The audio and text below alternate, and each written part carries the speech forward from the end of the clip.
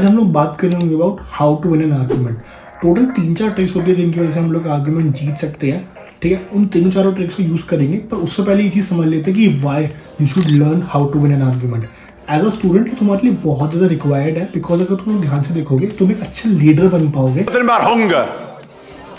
Say nothing about jobs. Say nothing about pay. Because तुम दूसरे लोगों को कन्विंस कर सकते हो। साथ ही साथ तुम्हें ये चीज़ समझनी पड़ेगी, अगर तुम्हें लीडर नहीं बनना है, this can always lead to healthy huge financial gains, और तुम अपने करियर में आगे जाके समझोगे। तो तुमने कभी कभी देखा होगा कि बहुत सारे लोग ना ऐसे होते हैं कि कुछ लोग तो हमेशा आर्ग्यूमेंट करते हैं और जीत जाते हैं, बाकी कुछ लोग हमेशा हारते ही रहते हैं। Some dick and then I'll calm down. Right. Now I've shouted, Well, why don't you calm fuck off down. to the bookshop, read how to cook a mussel, and come back and see me. Yeah, okay. And I'll run your fucking restaurant. Thank you. Plonker. ठीक है, अब I don't know कि कुछ tricks use करते हैं या नहीं करते, पर कुछ 4-5 ट्रिक्स हैं मेरे पास जो मैं तुम्हें बता सकता हूँ कि जिससे या 90% तक चांसेस है कि तुम आर्ग्यूमेंट अपना जीत जाओगे एंड तुम एक बहुत अच्छी स्टेट पे आ जाओगे।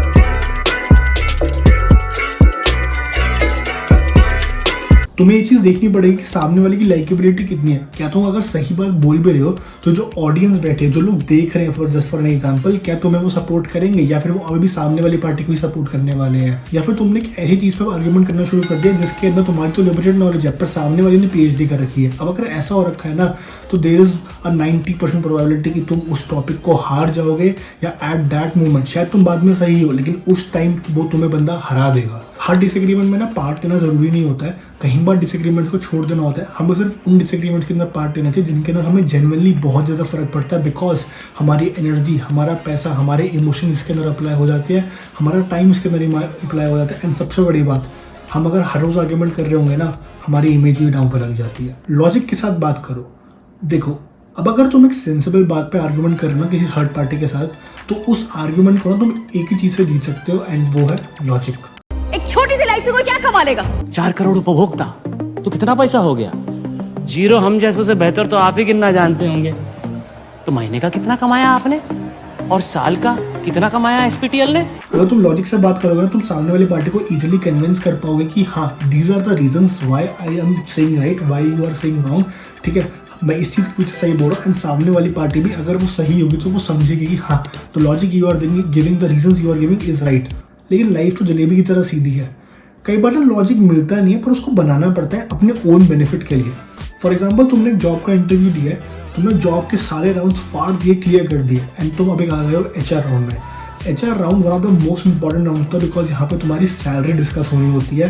ठीक है, यहाँ पर तुम जितना अच्छा सामने वाले को कन्विंस करोगे, इतनी अच्छी सैलरी तुम अपने लिए पा पाओगे। मीनिंग आपके लो जी, डिलीवरी चार्ज लगाया हुआ 150 रुपए, 2 गली छोड़ के दुकान है इसकी, साइकिल पे आया होगा देने। बड़े हिसाब का पता है तुम्हें? एंड बहुत बार ना ऐसा होता है कि HRs की बात नहीं लिमिटेड होती है, एक बैंड होता है कि इसके ऊपर तो हम जा ही नहीं सकते, जबकि तुम्हें पता है कि सामने वाले दूसरे बंदे को और मिल रखा है, तो तुम्हें अपना खुद का लॉजिक वहाँ पे बिल्ड करना पड़ता है। तुम्हें HR को कन्विंस करना पड़ता है, लॉजिकली समझाना पड़ता है कि why I am better than this, कि प्रोफाइल में तो ये भी मांगा था पर मैं तो इस चीज़ को भी अच्छे तरीके से दिखा सकता हूँ, मैं तो ये भी बढ़िया करता हूँ, मैं तो ये भी बढ़िया करता हूँ, XYZ में तो ये भी बढ़िया करता हूँ। आपको अगर किसी और को हायर करने जाओगे तो इस चीज़ के लिए तो वो और महंगा पड़ेगा, बट मैं तो इसी सैलरी में कर रहा हूँ। So that's why, that is how you can get your salary increase. ठीक है, तुम्हें यहाँ पे अपना लॉजिक बनाना पड़ा, यहाँ पे कोई लॉजिक था नहीं, तुम्हें लॉजिक खुद का बनाना पड़ा, क्रिएट करना पड़ा, कुछ बातें बनानी पड़ी, एंड जिनकी वजह से तुम्हारी सैलरी। देखो, बहुत बार ना ऐसा होता है कि सामने वाली पार्टी हमसे आर्ग्यूमेंट जीत रही होती है, ना कि बिकॉज वो सही बोल रहे हैं, बट बिकॉज वो तेज बोल रहे हैं, या फिर वो हमारी बात सुनना ही नहीं चाहते हैं। इस चीज़ में सबसे अच्छी चीज़ होती है pause, the power of pause. प्रगति हो रही है और मुझे विश्वास है कि तीसरी टर्म में पॉज देना थ्रू द एंटायर कॉन्वर्सेशन, ताकि तुम एक रेस्ट क्रिएट कर सको। उस रेस्ट को क्रिएट एंड परस्यू करने के लिए तुम लोग एक क्वेश्चंस की सीरीज पूछना शुरू कर सकते हो, which should end to your last logic. तो तुम बात बोल रहे हो उस तक वो एंड होना चाहिए पॉज देने के बाद। I'm not the one on trial here. No, you're not. You're the one in that chair, so why don't you answer the question or we can stop this whole thing right now. There's no record of me living there because I sublet up there when I had my place down here. So it is possible that a person not have a Boston address without it meaning that they didn't attend Harvard. Tutoring, huh? You expect these people to believe that you graduated from the most competitive law school in the world without ever going to class? See, that's funny because you actually expect these people to believe that I never went to law school at all and yet still somehow managed to convince the smartest lawyers in the world to make me their youngest partner ever. Whose story is looking more far-fetched now? Boss से एक rest create होता है जिसकी वजह से सामने वाली party का गुस्सा स्लैश जो वो बहुत हाइबराट एड्रेनालाइन रश होता है वो थोड़ी शांत होती है एंड वो तुम्हारी बात सुनना शुरू करते हैं एंड धीरे धीरे हो सकता है कि this is one of the major things which actually solves most of the arguments. अब ना आर्ग्यूमेंट करते टाइम ना थोड़ी बहुत आवाज़ तेज़ हो जाती है, गर्मा गर्मी बढ़ जाती है जिसकी वजह से आवाज़ तेज़ हो जाती है। ये एक बहुत नॉर्मल चीज़ होती है हेल्दी आर्ग्यूमेंट के अंदर होने का। हमारा स्टांस इनके अंदर यूजुअली काम रहना चाहिए बिकॉज ये हमें कॉन्फिडेंट दिखाता है दूसरों से ज़्यादा। लेकिन कई बार ना सिचुएशन ऐसी हो जाती है कि आपकी बात सामने वाला सुन के राजी नहीं होता है, तो इसके अंदर हम अप्रोच अप्लाई करेंगे सिट एट द टॉप। आप उसकी बिट के बराबर या उसे तेज चिल्लाकर अपनी बात को गुस्सा है? नहीं आऊंगा बे, खरीदवाने के लिए बोल रहा हूँ। नहीं आऊंगा मतलब नहीं आऊंगा ना, बोला नहीं आऊंगा, तू जा बे। ऊपर रखिए एंड जैसे ही वो बंदा शांत होना शुरू हो देयर इज नो पॉइंट कि तुम चिल्लाते रहो, नहीं। एंड अगर तुम चिल्लाते रहोगे तुम अपनी बात सही बोल रहे हो फिर भी तो एक एरोगेंस के वे में जाएगी, ठीक है। जैसे ही सामने वाला धीरे हो जा रहा है आपको भी अपनी पिच बैक टू नॉर्मल करते जानी है ताकि आप अपनी बात बहुत अच्छे तरीके से समझा सको। Use of pitch is a very important चीज इन द आर्ग्यूमेंट्स, ठीक है। आपको ये चीज़ समझनी पड़ेगी कब अपनी पिच तेज़ करनी कब धीरे करनी। इट इज़ नॉट अबाउट कि हम यहाँ चिल्लाते रहो तो आपका आर्ग्यूमेंट अच्छा होगा या फिर आप हमेशा प्यार से बोलो आपका आर्ग्यूमेंट अच्छा होगा, नहीं। There has to be a right balance between both of them.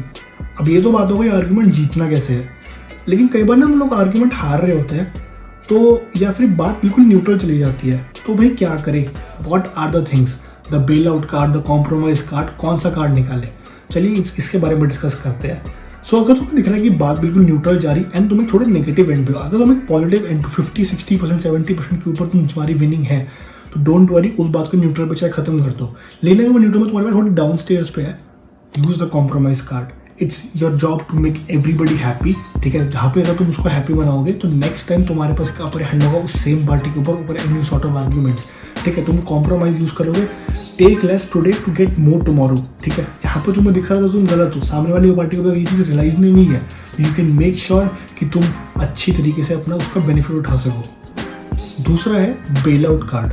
अब बेल आउट कार्ड जो है ना कई बार लड़ाई के वे में भी जा सकता है, कई बार नॉर्मल अच्छी खास रस के वे में जा सकता है। हमें कोशिश करनी है कि हमें हंस के बात डालनी है। अब हमें दिख रहा है कि हम हारने वाले हैं या फिर हमें थोड़े लोअर एंड पे लाइक 30% चांसेस दिया फिर 20% चांसेस दिया तो बेल आउट कर जाओ। Bail out by saying some arguments, being some बहाना, लेकिन बहाना हमेशा ऐसा होना चाहिए जो जगह जेन्युइन लगे। या फिर बेल आउट ऐसे करो कि टॉपिक को चेंज करो, या फिर हार भी माननी है ना हम्बली हार मानो। हम्बली हार मानने से क्या होगा, तुम्हारा कॉन्फिडेंस बना रहेगा। ऑडियंस जो पार्टी है उसको ये लगेगा कि आज ये बंदा ठीक से हम्बली हार मान रहा है, next time one the person is taking a stand towards something, वो सही बोल रहा है। तो ये सारी कुछ ट्रिक्स और ट्रिप्स थी आर्ग्यूमेंट्स को जीतने और ना जीतने के ऊपर। आज की वीडियो के लिए बस इतना ही। अगर तुम्हें वीडियो पसंद है तो do like share subscribe and मिलते हैं अगली वीडियो में। बाय।